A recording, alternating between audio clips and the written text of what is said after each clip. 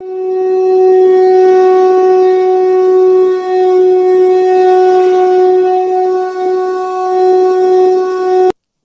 प्रिय मित्रों, मैं ज्योतिषकार कमल आप सबका हार्दिक अभिनंदन करता हूं आपके अपने इस प्यारे यूट्यूब चैनल एस्ट्रो कमल में। दोस्तों, अब तक यदि आपने हमारे इस यूट्यूब चैनल एस्ट्रो कमल को सब्सक्राइब नहीं किया है तो आज ही अभी सब्सक्राइब कर लें और उसके जो पास में बेल आइकॉन का बटन है वो दबा दें ताकि हमारे अच्छे अच्छे वीडियो सबसे पहले आपके पास आ सकें।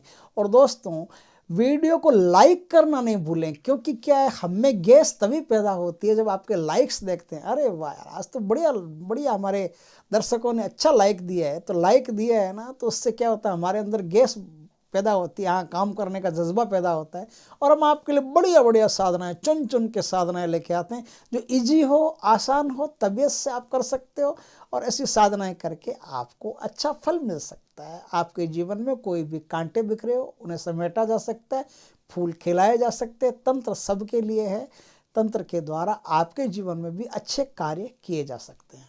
दोस्तों, इसलिए लाइक याद रख करके करते जाइएगा। हर वीडियो में तो मैं नहीं बोल सकता, लेकिन आज थोड़ा सा बोलने की इच्छा हो गई कि भैया लाइक ज़रूर मार देना, तो आप याद रख करके लाइक ज़रूर मार के जाइएगा। अगर वीडियो आपको थोड़ा सा भी अच्छा लगा हो तो लाइक, और आपके मन में कोई भी प्रश्न हो, बात हो, या जय श्री कृष्णा कहना हो, जय श्री कृष्ण बड़ा अच्छा लाइन है, ऐसा बोलने से आत्मा खुश होती है, तो कमेंट में जय श्री कृष्ण तो कम से कम बोलिए ही बोलिए।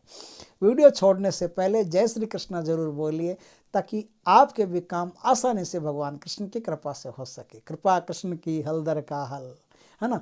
तो आज हम जिस साधना की बात करते हैं वो साधना होती है कि यदि इसमें बात यह है कि कोई आदमी यदि किसी को इष्ट मान करके तपस्या किए जा रहा है, लेकिन प्रत्यक्षीकरण नहीं हुआ, किसी को किसी देवी देवता का प्रत्यक्षीकरण करना ही है हर हाल में कि मुझे तो प्रत्यक्षीकरण ही चाहिए, तो आप आज जो मैं साधना बताऊं उस साधना को आप जरूर करना। प्रत्यक्षीकरण होगा ही होगा। प्रत्यक्षीकरण के अलावा और कोई विकल्प देवता के पास बचेगा ही नहीं, उसे आना पड़ेगा आपको दर्शन देने के लिए। आपको पता चल जाएगा कि मेरा जो इष्ट है, जिस इष्ट को मैं पूजता हूँ, मानता हूँ, सेवना करता हूँ, सेवा करता हूँ, वो इष्ट मुझ पर खुश है भी कि नहीं।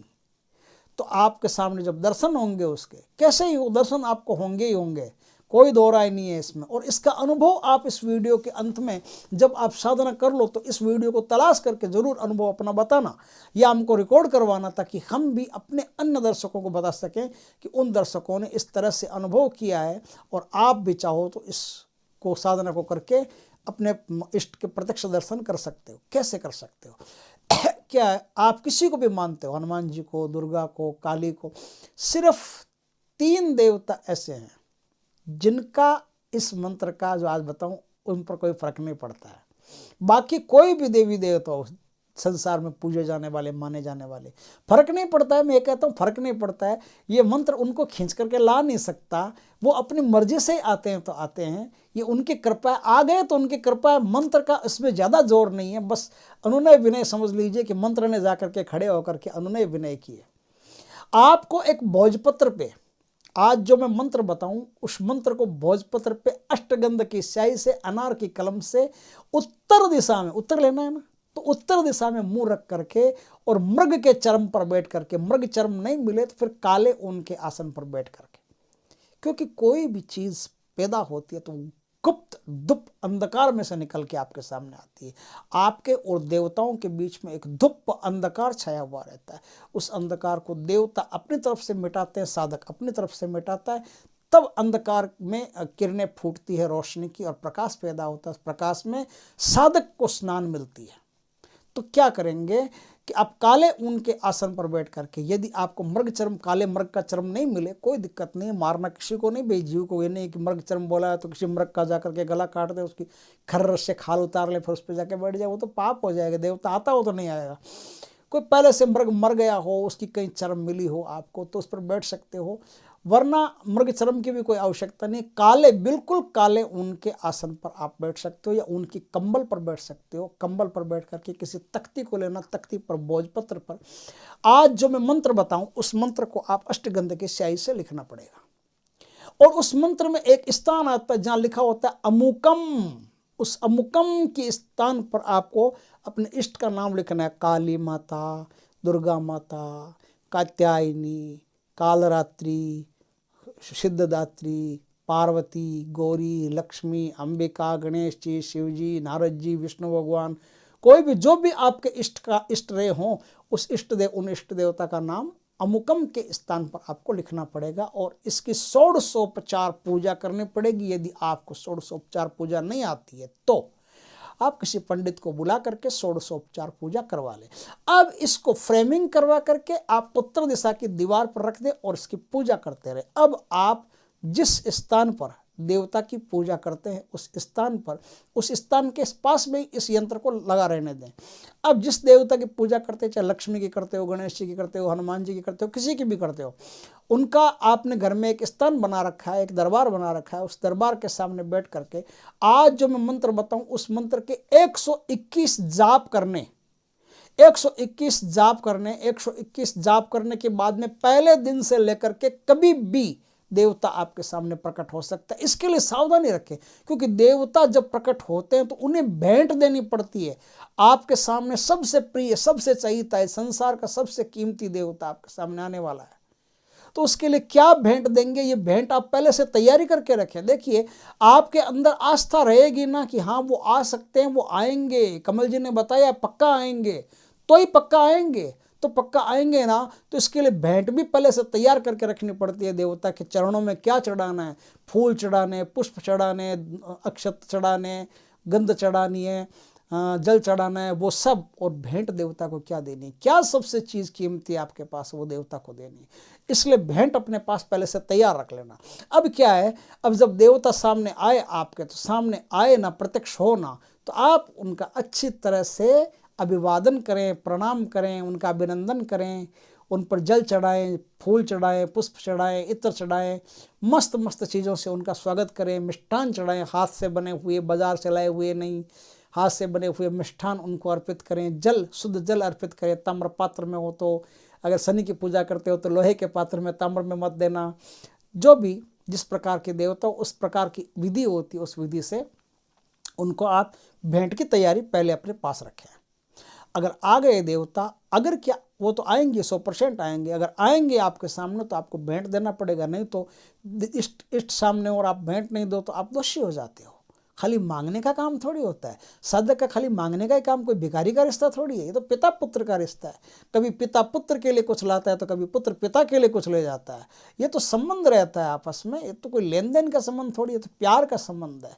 या प्यार में क्या ऐसा लेन देन थोड़ी होता है, जहाँ प्रेम होता है वहाँ कोई लेन देन का सवाल नहीं होता। वहाँ जो ले जाए वो कम है और जो दे जाए वो भी कम है। जो दिया वही कम, जो लिया वही कम। तो अब ज़्यादा बातें करने से क्या फ़ायदा, मैं आपको मंत्र बता देता हूँ। उस मंत्र का सहारा लेकर के, उस मंत्र का इस्तेमाल करके 121 बार उस मंत्र को पढ़ करके आप देवता का प्रत्यक्षीकरण कर सकते हो। उससे पहले मंत्र को रट लेना। लेकिन अगर एक दिन में प्रत्यक्षीकरण नहीं हो तो हारना मत। आपका 2 दिन, 3 दिन, 4 दिन, 5 दिन, 6 दिन, 7 दिन, 8 दिन, 9 दिन, 10 दिन प्रत्यक्षीकरण पक्का होगा, 100% होगा, इसमें कोई दो राय नहीं है। देवता आपके सामने आएंगे। कभी कभी ऐसा होता है कि प्रारब्ध के कारण देवता सामने प्रकट नहीं होकर के सपने में दर्शन दे देते हैं। तो आप सपने में भी ऐसी तैयारी रखना कि सपने में भी देवता का अभिवादन कर सको, अभिनंदन कर सको। तो इस प्रकार से देवता आपके सामने आएंगे। एक बार देवता आपके सामने आ गए तो आपका कनेक्शन गजब का जुड़ जाएगा प्रत्यक्ष में एक दूसरे को देखने का। फिर क्या है, फिर आपकी जो भी साधना रहेगी ना, संकल्प के साथ साधना रहती है, जो भी साधना रहेगी वो फलवती, बलवती, ताकतवर हो जाएगी और उस साधना में दम और सिद्धियां पैदा होना शुरू हो जाएगी। तो इसमें क्या है, इस प्रकार से आप साधना करके देवता का प्रत्यक्षीकरण कर लोगे तो आपके अंदर कुछ ऐसी शक्तियां पैदा होगी जो और शक्तियों को पैदा होने के लिए जगह बना देगी। तो ये जो साधना है अपने आप में बड़ी गजब की साधना है, बड़ी उत्तम साधना है। इसमें संकल्प पूर्वक कि हे देवता, हम आपका दर्शन करने के लिए आज की साधना कर रहे हैं। यही संकल्प आपको नित्य लेना है। 2 दिन भी लेना पड़ सकता है, 3 दिन भी लेना पड़ सकता है, 4 दिन भी लेना पड़ सकता है, लेकिन थकना नहीं है आपको। ये नहीं है कि ये ऐसा कुछ होता नहीं है कुछ। पहले ही अगर ऐसा मान लिया कि ऐसा कुछ नहीं होता, फिर तो कुछ भी नहीं होगा। लेकिन आपने मान लिया कि कमल जी ने कही है ये बात, कमल जी को मैं गुरु समान मानता हूँ, कमल जी ने कही है तो एकदम सही बात कही है और एकदम पक्का भगवान की कृपा से होगा ही होगा, तो आपके जीवन में देवता का दर्शन होगा ही होगा, कोई दो राय नहीं। तो ठीक है, इस प्रकार से आप साधना करके दिव्य अनुभव कीजिए, दिव्य दर्शन कीजिए। और अब इसमें मंत्र क्या लगेगा वो मैं मंत्र आपको बताता हूँ। मंत्र इसमें है ओम स्वाहा, ओम वम स्वाहा, ओम अमुक देवताय नमः, ओम ह्रीं भैरवाय ओम फट फट स्वाहा, ओम स्वाहा, ओम वम स्वाहा, ओम अमुकम देवताय नमः, ओम ह्रीं भैरवाय फट फट स्वाहा। इस प्रकार से मंत्र 3 बार आप गुरु से सुन करके इस मंत्र का अभ्यास करके, इस मंत्र का अनुष्ठान करके आप देवता के दर्शन कर सकते हो। दोस्तों वीडियो अच्छा लगा हो तो लाइक करें, कमेंट करें, शेयर करें। पहली बार आप हमारे चैनल पर आए हो तो चैनल को सब्सक्राइब करें, पास में जो बेल आइकॉन का बटन है दबा दें, ताकि हमारे ज्ञानवर्धक जानकारी पूर्ण वीडियो सबसे पहले आपके पास आ सके। जय श्री कृष्ण दोस्तों।